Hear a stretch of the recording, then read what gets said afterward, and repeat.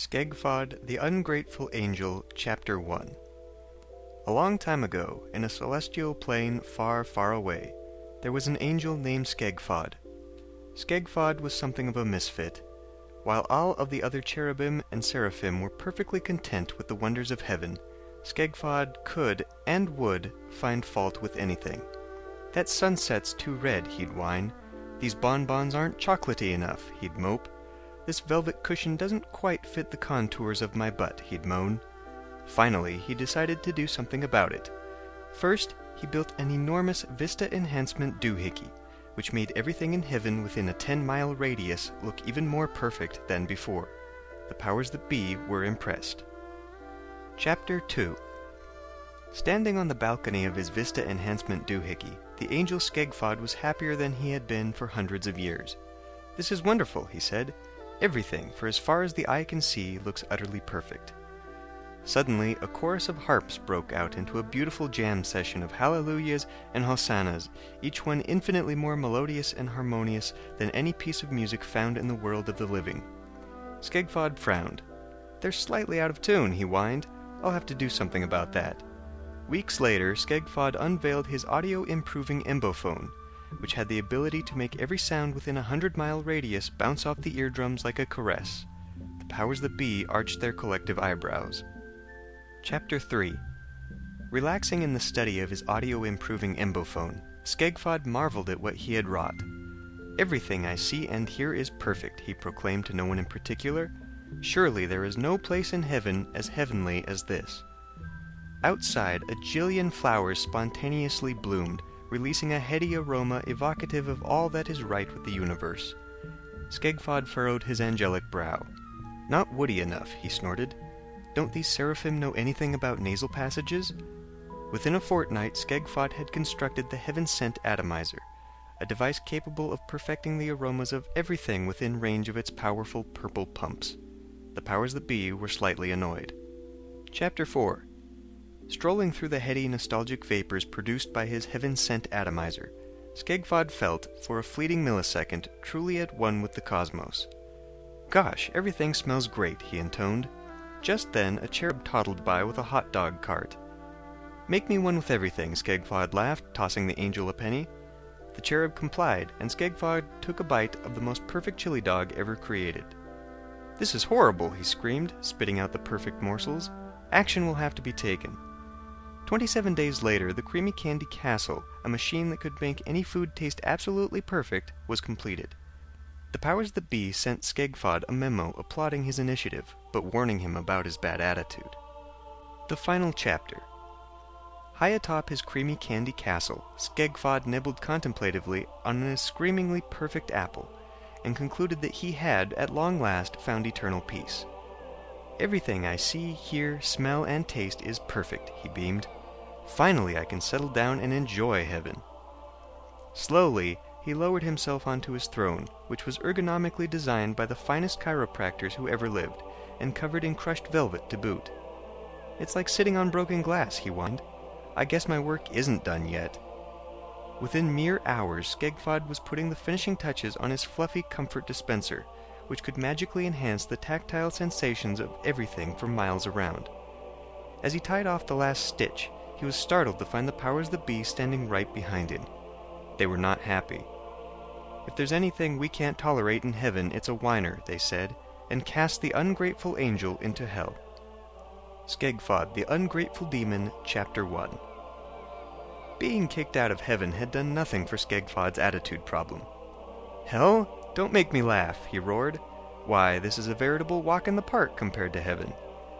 As he spoke, phantasms of 33 unspeakable tableaus wafted into view. Within seconds, a horrible crunching noise began to be heard, as thousands of damned souls dug out their own eyeballs rather than witness the horrible visions.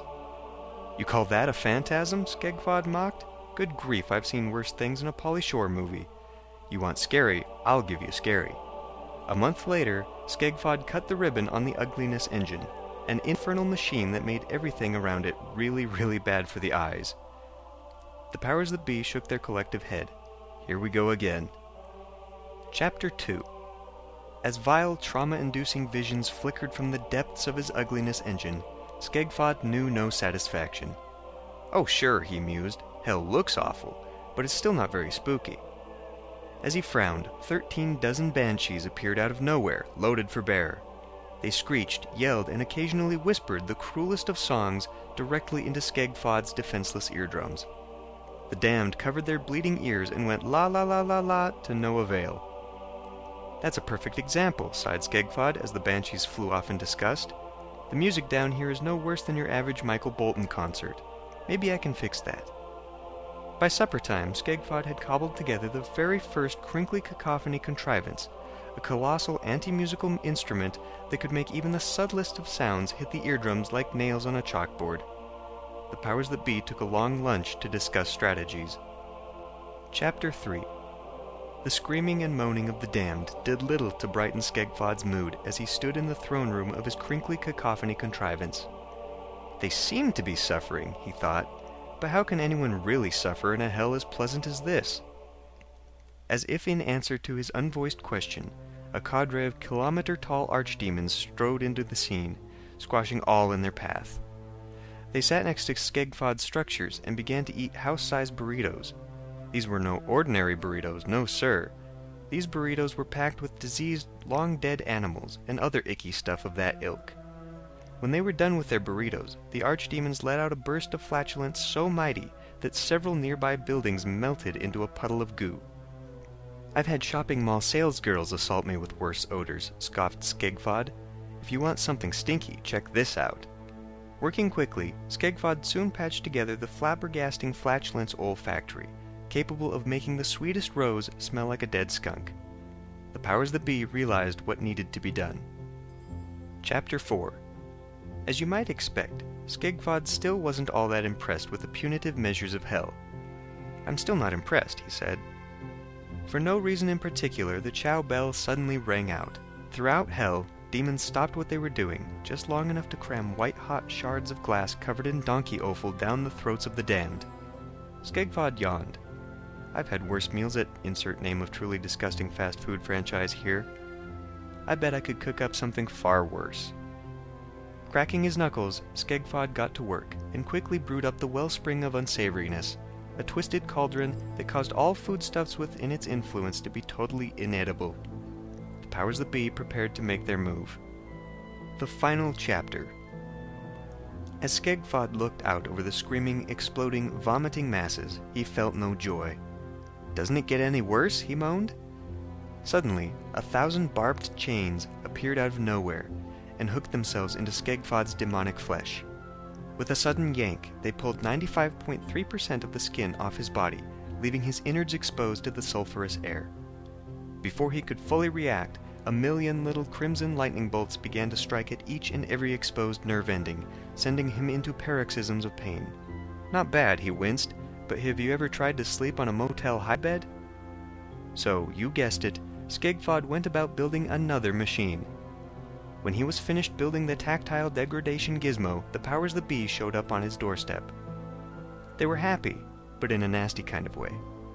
"You are the single biggest schmuck in all of creation," they glowered. "You have found no joy in heaven, and have known no pain in hell. We are left with no choice but to reincarnate you." "Great," said Scegf0d, "as a rock.